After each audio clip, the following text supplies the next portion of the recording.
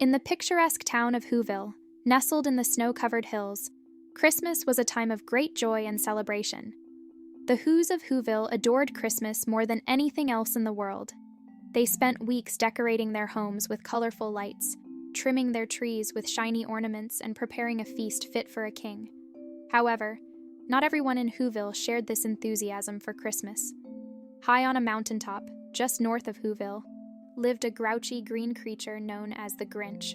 The Grinch despised the holiday season with all his heart. He couldn't stand the cheerful carolers, the warm-hearted gatherings, or the merriment in the air. Most of all, he couldn't stand the noise. Oh, the noise, noise, noise. As Christmas approached, the Grinch's irritation grew. He concocted a wicked plan to put an end to the Who's joyous celebration.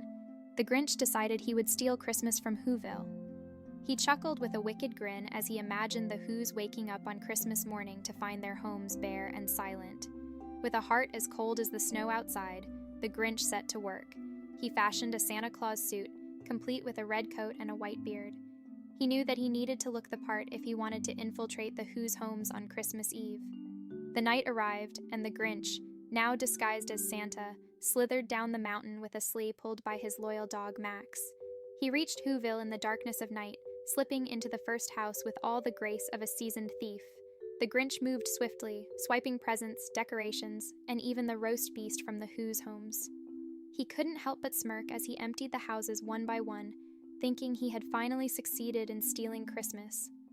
Once his sleigh was filled to the brim with the stolen goods, the Grinch and Max started their ascent back up the mountain. The Grinch reveled in his triumph, imagining the Whos waking up to a Christmas devoid of gifts and feasts. But as the Grinch sat on his mountaintop, eagerly awaiting the sad sounds of the Whos, he heard something unexpected. The sounds were not of sorrow, but of joy. The Whos in Whoville were singing a Christmas song, their voices filled with love and togetherness. Confused and bewildered, the Grinch couldn't comprehend what he was hearing. It came without ribbons, it came without tags, it came without packages, boxes, or bags. The Whos sang. They continued to celebrate, with or without the stolen decorations and presents. The Grinch's heart began to feel strange, a sensation he had never known before.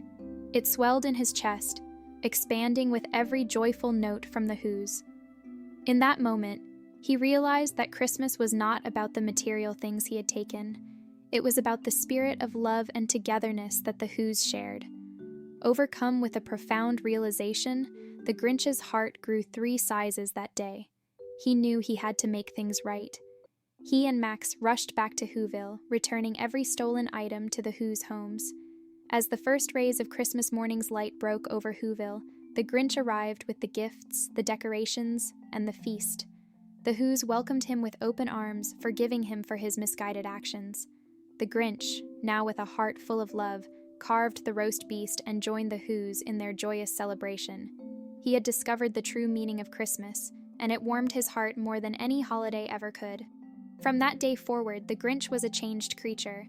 He became a friend to the Whos, sharing in their Christmas celebrations and spreading love and joy throughout the land. And so, the story of how the Grinch stole Christmas became the story of how the Grinch found the true spirit of Christmas in the kindness and love of the Whos of Whoville.